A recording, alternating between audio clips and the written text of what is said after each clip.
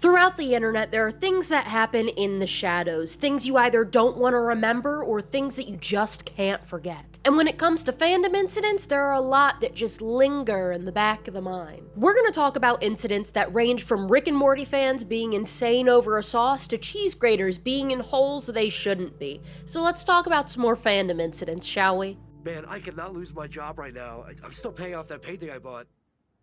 It was the Yemo year of 2016. The Steven Universe fandom was absolutely busting and bursting because the show was actively airing at the time. Then on May 20th, 2016, a YouTuber named LuluVZ uploaded a video called Steven Universe is Sans from Undertale. I mean, this came out a few months after the iconic is the best way to describe it, video by Big Dog Matthew Patrick himself, Game Theory Undertale Sans' Secret Identity, otherwise known as the Sans is Ness theory. So with the Game Theory video making its rounds as a fandom punching bag, obviously we needed another Sans crack theory to do its big one. When I tell you people took this video and ran with it, they ran with it. So let me tell you the story of Steven after not surviving. The video opens up with telling us that Steven has a deep dark secret and that Rebecca Sugar had other plans for the Steven Universe TV show that Cartoon Network wouldn't allow.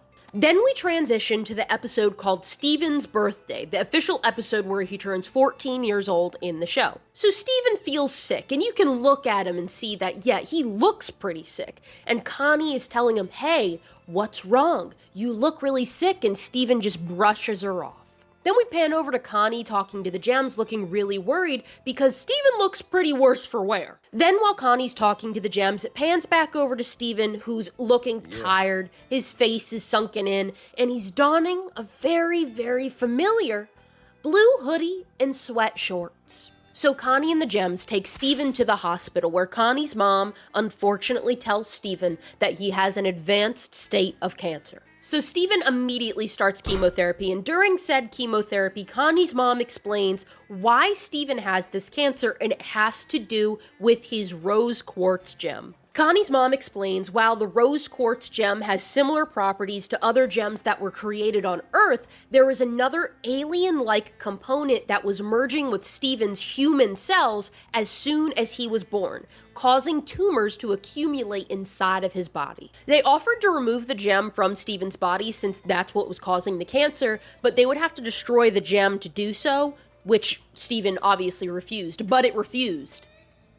Everything's an Undertale reference. Because of the alien-like components in Steven's body, the chemotherapy didn't work, and he went home to spend his final days with Connie and the rest of the crystal gems, despite the pain he was in. Steven had become skinny, cold, and frail, and after a few days of being home, he was discovered in the morning to be deceased by Garnet, Amethyst, and Pearl. So they're also freaking out because not only is Steven gone, but now they know that Rose Quartz is gone completely. I'm sorry, I'm trying to take this seriously because Pearl and Amethyst are crying agonizingly, and then there's just a transparent Garnet PNG standing on the patio railing.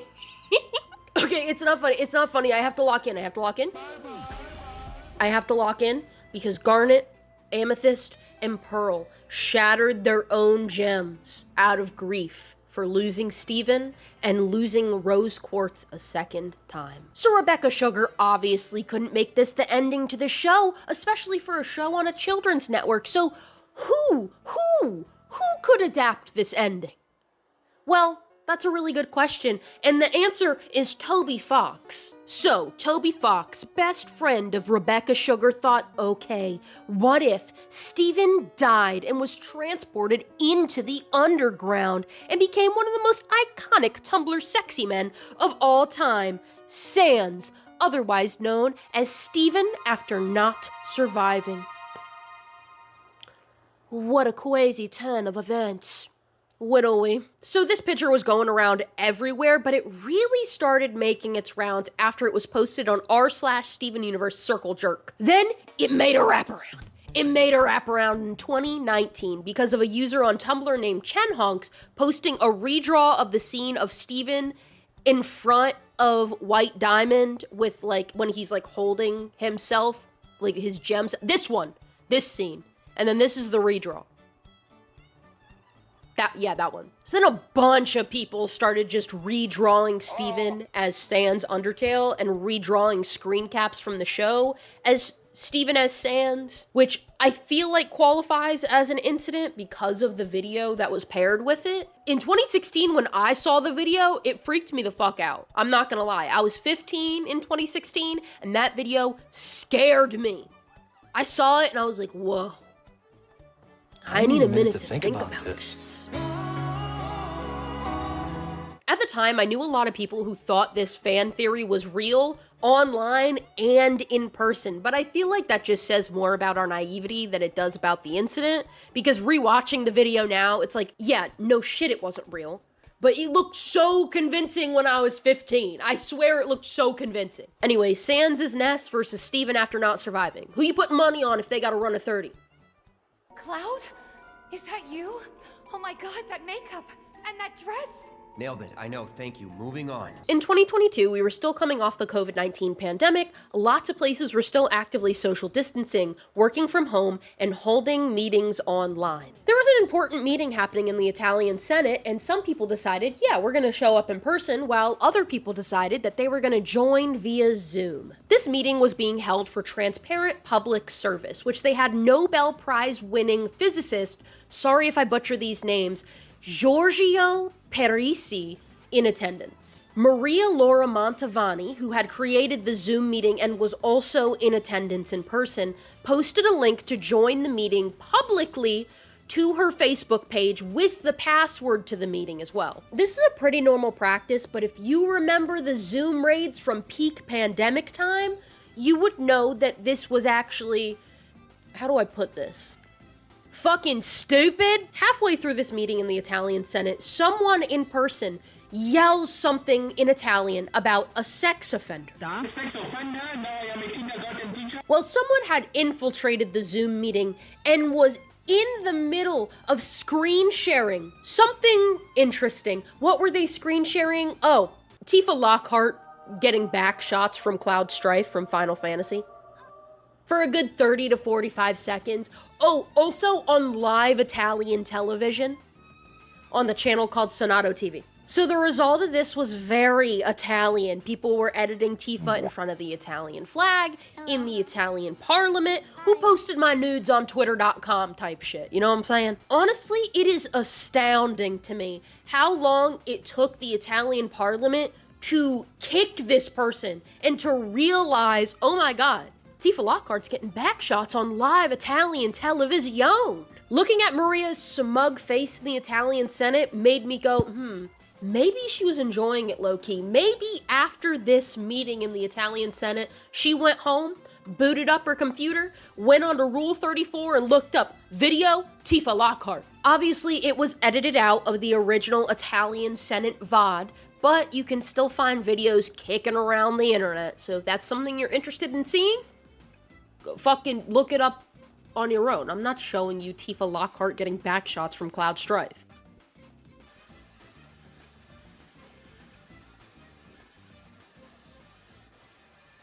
And speaking of Rule 34, I'm going to advise y'all, this is pretty NSFW, so if you want to skip, I completely understand. But I'm going to be reading the exact excerpt that this furry posted in regards to the cheese grater incident. So please just be advised, it is NSFW and bloody. On April 20th, 2007, a user on E621 named Arcturus, I'm fairly certain that's how you say their name, Arcturus, posted a interesting picture of Fender, who is part ferret and part fox. A ferox, if you will. I won't, but Fender was the mascot for Fur Affinity, I'm fairly certain. So Fender was posted in a little bit of a precarious situation, so to speak. That situation was having a cheese grater being inserted and then forcibly removed from his ferox booty hole. It was then originally reposted by a user named CB on Fur Affinity, but was taken down, then re-uploaded by another user in 2018. It doesn't stop there, right? In 2015, an artist named Commander Eggplant posted a picture of their persona holding a cheese grater with the caption, "What are you afraid of?" So the cheese grater incident isn't very widely known aside from the furry community. I didn't even really know about the cheese grater incident until one of my furry friends told me about it.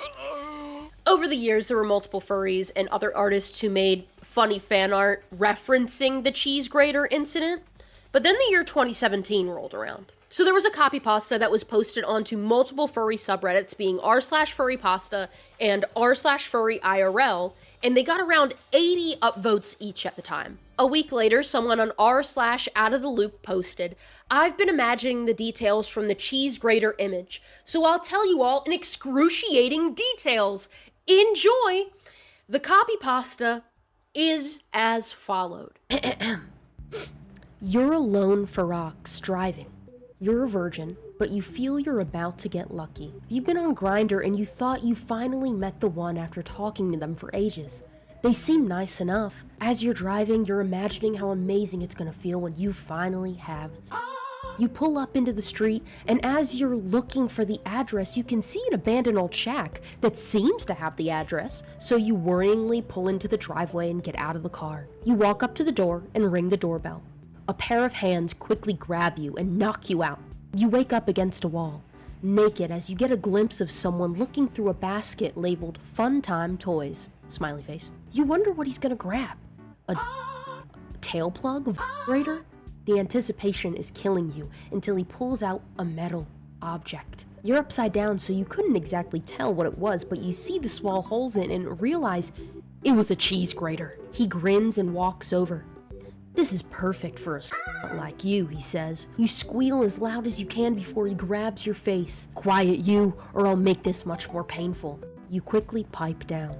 He grabs your ass and pulls it open. Being a virgin, your ass is extremely tight, so he forces his entire fist in multiple times. You wince as your dick moves up. Oh my god. You wince as your dick moves up and his arm gets forced in.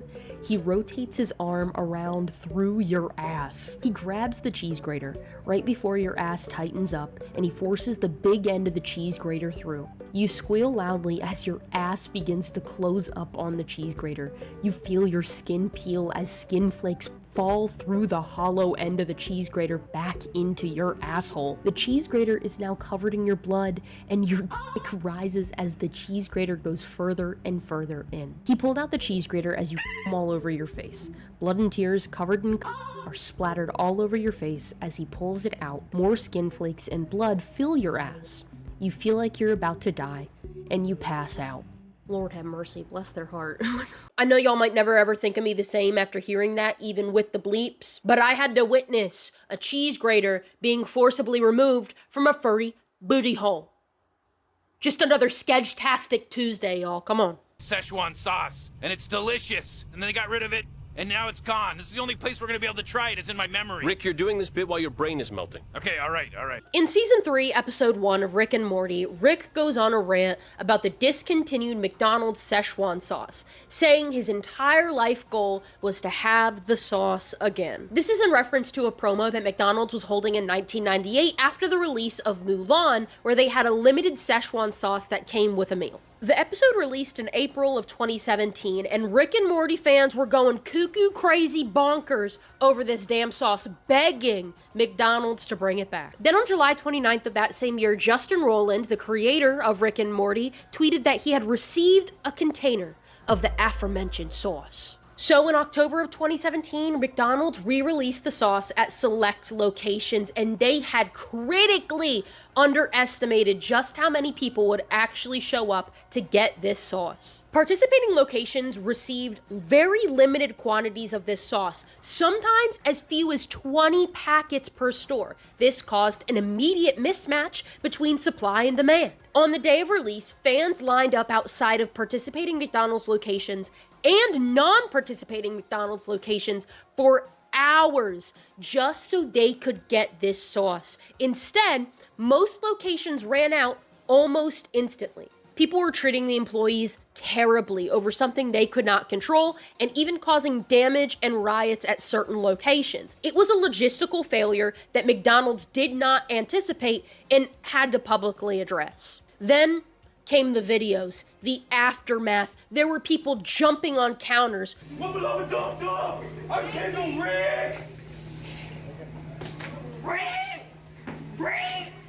Crowd surges, people chanting, "We want sauce! We want sauce!" The police had to be called.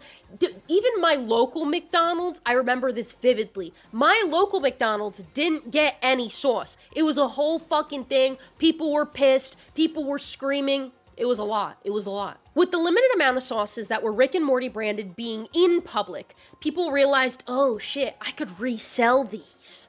I could scalp the sauces and resell them. Someone traded their car for sauce. So in February of 2018, McDonald's followed through with their promise of re-releasing the sauce by launching a much larger nationwide release of the Szechwan sauce, this time lasting several weeks rather than a single day, with only a few sauces per location. They had more than enough. This rollout was significantly more successful, with millions of sauce packets being distributed and far fewer reports of chaos and shortages. While yeah, the second release didn't generate the same amount of attention that the first one did, it still resolved the original controversy and allowed fans to finally obtain the sauce.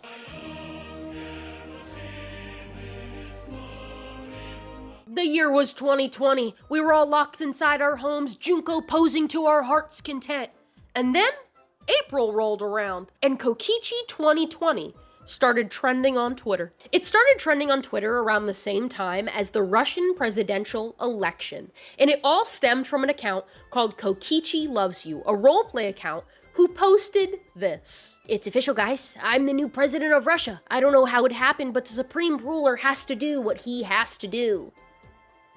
I can't do a Kokichi impression. Then, it was 2020, we had nothing better to do. Yes, I said we, because yes, I was involved in this. I digress. A bunch of Twitter accounts and TikTok accounts started joining in, posting art and mediocre PixArt photoshops, urging Russian voters to vote for the ultimate supreme ruler, Kokichi Oma. We have to compare here. Putin, no benefit to the people, monotonous, expensive, low-key a dictator. Kokichi, original, inspires confidence, contributes to the prosperity of the state. Little creature is nicer to look at in comparison to the big poot. It did inevitably start trending on Twitter in Russia as well, where a good few Russians were very confused as to who or what Kokichi even was. There were a few good people that claimed that Vladimir Putin responded to it, that Kokichi was officially on the ballot, and that he was banned from Russia completely following the Kokichi 2020 takeover. But that was all later debunked. This also led to other Danganronpa characters running for president, like Nagito running for the US presidency facing off against Biden and Trump. It's always Komida. It's always Komida. Anyways, I feel like this is really remembered but poorly documented, so finding remnants of Kokichi 2020 is difficult news outlet-wise, but there are lots of memes still floating around. I feel like this incident is truly a product of its time. Being a Danganronpa fan in 2020, yeah, it was peak, but also the most draining time of my life. That's just what lockdown was. It was very draining. Yes, I do think something like this could happen again, but the most apt comparison that I can make is to the Dream SMP and streaming as a whole in 2020. People were stuck inside with nothing to do, so piling all your time into one or two specific things and posting about it constantly and consistently was the only thing that people were doing. So it really does make sense on how it got so big so fast. Also, Kokichi's annoying ass would make the perfect presidential candidate. He's right there. What, bitch? I didn't even hit him, I hit the fucking wall.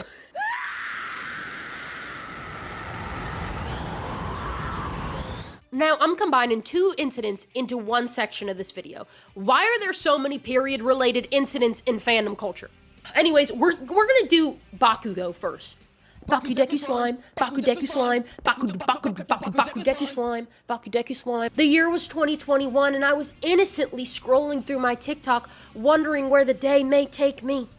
and my TikTok decided to take me into someone's bedroom that had a Bakugo poster in it. In this video, they were responding to a comment that said, "Cancel Bakugo 2021." And in that moment, the person recording lifted their hand, and in one foul swoop, they squish and squeeze a very full tampon all over Bakugo's face. It follows the blood dripping all the way down the wall to another Bakugo pin that they had, and just for good measure, they went on the pin as well. When I say dripping, I mean this poster was drenched. It looked very convincing. I mean, as someone who has a period myself, it looked really convincing. It did obviously get taken down by TikTok, but it's still living in re-uploads on YouTube, on Twitter, here, there, and everywhere. And I know what you're thinking, why would this next incident be combined in the same category? Well, in January of 2024, a second tampon has hit the incident list. So at the time, a TikToker named Azzy recorded a video of their brand new Gojo figure. And you might be saying, wow, Sky, what'd they film this Gojo figure doing? Well, it's not what the figure was doing, it's what Azzy was doing. Because good old Azzy decided to take out their tampon, rub it around the sink a bit, and started drizzling the period blood all over Gojo's head. Then, after it was wrung out, hung the tamp on his hand. Gojo said curse technique reversal red. The same user, Azzy, later posted a story on their TikTok of a Geto figure laying on a blood-stained bed, presumably period blood. People obviously freaked out about it, posted their reactions and stuff. Azzy privated her account, unprivated their account to re-upload the video, got the video taken down, then re-privated their account. Hey Sky, can you do a Photoshop of the Twin Towers but replace the towers with bloody tampons for me? This bitch Skedgie works me like a dog, day and night! All this extra work, and for what? And for what? Anyways, here's a speed paint. Even though I didn't even paint anything, it was just a Photoshop. I don't use AI, so it might look like shit, but hey man, it is what it is. I made it. I did it. Thank you!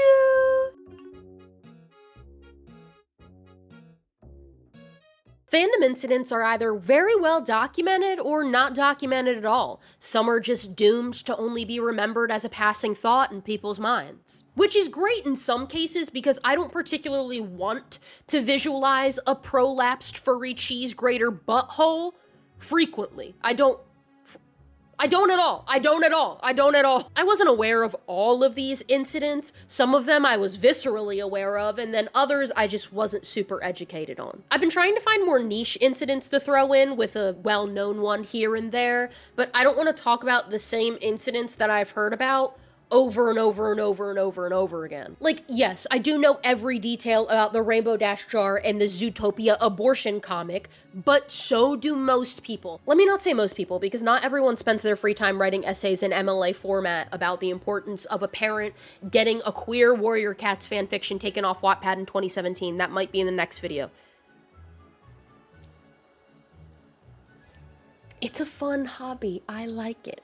So this is a series now, I guess, and I will definitely be making more of these in the future. And if you have any suggestions, you can leave them in the comments below. I mean, I already do this in my free time, so I might as well. You can also watch the other two Fandom Incident videos that I made. It's on a playlist on my channel and probably linked in the description below. Remember to subscribe. I hope you enjoyed this one. Don't get lost in the DashCon ball pit, and don't take needle cookies from strangers. Other than that, bye!